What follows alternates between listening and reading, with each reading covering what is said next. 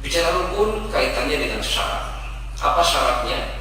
Yang pertama adalah mautul muwaris, dipastikan pewarisnya telah meninggal. Kalau ada seorang ayah yang masih hidup, bagi-bagi waris itu bukan waris judulnya, tapi apa? Hibah. Hibah dan waris berbeda. Kalau waris pasca kematian, kalau hibah masih hidup. Ya. Dalam eksekusinya waris kepada orang tertentu. Kalau hibah ke siapa saja. Boleh kepada ahli waris, boleh kepada yang lainnya, itu hibah. Dalam waris berlaku dua banding satu, laki perempuan. Dalam hibah boleh bagi rata antara laki perempuan. Bapak seorang ayah punya anak laki, punya perempuan, mau hibah, boleh nggak bagi rata? Boleh, ya. Asalkan itu artinya apa? Hibah, dan si bapak tadi masih hidup. Dalam waris syaratnya adalah mautul muwaris. Nah, maka di sini penting ada kerjasama, ya, untuk ngecek, memastikan meninggal atau belumnya seorang mayat ini jangan gegabah. Maka jangan manggil ustaz, manggil siapa? Ahli medis yang faknya dipastikan. Jangan sampai gara-gara nggak bernapas sedikit langsung bagi-bagi waris. Tunggu dulu, ya. Akuratkan dulu, pastikan dulu ini sudah diputuskan telah meninggal. Jelas ya? Baik meninggalnya hakiki sewajarnya ataupun secara hukum. Secara hukum ini adalah bagi seseorang yang diputuskan telah meninggal melalui jalur hukum. Di antaranya adalah orang yang hilang, yang nggak bilang-bilang. Yolah, kalau bilang-bilang kan hilang itu ya. Baik, ini putusannya apa? Mautul hukmi, secara hukum. Yang kedua adalah hidupnya ahli waris, hayatul waris walau kana daqiqah. Walaupun hanya sesaat, yang penting ada selisih waktu antara mayat yang pertama dengan yang berikutnya. Contoh, suami istri sudah akad yang sah, ya kan? Jadi suami istri baru akad yang sah.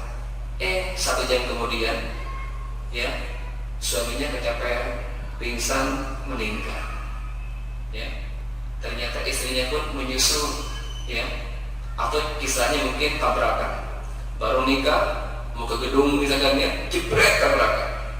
Diketahui suaminya meninggal jam 9:10. Disusul istrinya jam 9:11. Siapa yang duluan? Suaminya. Saya berikutnya, ketika suami meninggal, istri masih hidup nggak? Dia mewarisi harta suaminya, walaupun hidupnya hanya sesaat. Maka penting diketahui adanya apa? Selisih waktu.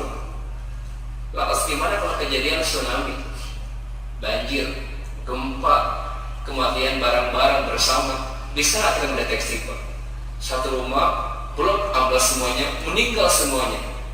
Ketahuan nggak siapa yang duluan? Apakah bapaknya, ibunya, anaknya, kakaknya, adiknya siapa yang duluan? Tahu nggak kita? Ada nggak Pak alat yang bisa mendeteksi mana yang pertama, mana yang berikutnya? Ada? Terus gimana orang Aceh kemarin pas tsunami ngurus warisnya itu? Kan nggak ketahuan. Ya, insya Allah nanti kita jawab di level advance ya. Jangan sekarang ditangguhkan. Yang penting di dasar adalah harus ketahuan selisih waktu antara yang pertama dan berikutnya. Maka hidup yang mewarisi, walaupun hanya saat, tetap dia bisa mewarisi. Ya, seorang ibu sedang hamil lahiran, ya, meninggal pasca lahiran, anaknya hidup, disusul sama anak lagi berikutnya, maka si anak tadi masih bisa mewarisi ibunya. Terus seperti itu. Yang penting yuk alam aina sabiq wa aina lahir, diketahui mana yang duluan dan mana yang berikutnya. Karena jelas definisinya. Yang pertama itu pewaris, yang kedua berikutnya siapa? Ahli waris. Lantas gimana bagian dia? Ya udah wariskan lagi yang lain. Kayak tadi suami istri tabrakan, kan suami duluan. Istri kan mewarisi suaminya kan. Ini istri ini meninggal lagi, ya udah harta dia atau bagian dia kepada keluarganya. Terus seperti itu. Nah di sini ketahuan mana yang disebut pewaris, mana yang disebut ahli waris. Yang ketiga syaratnya adalah kita harus tahu asbab jihatil khalafah, mengetahui jihad atau jalur kekerabatan.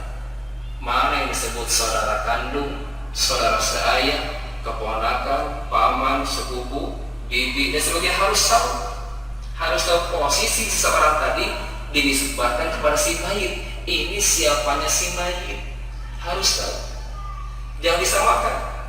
Beda antara saudara kandung, seayah, seibu, beda. Walaupun sama-sama saudara, tapi kekerabatannya lebih kuat mana?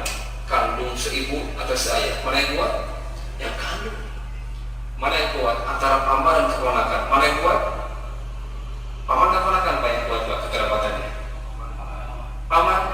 Nah, sebelum belajar waris ya kan, nggak bisa salah kan? Apa-apa dimaklum ya. Nanti kita belajar ya tentang kekerabatan. Siapa yang lebih kuat kepada si mayit, maka dia lebih berhak mendapatkan bagian warisnya itu. Insya Allah hari ini kita coba baik waktu. Ini yang ketiga, harus tahu ya sebab kekerabatan.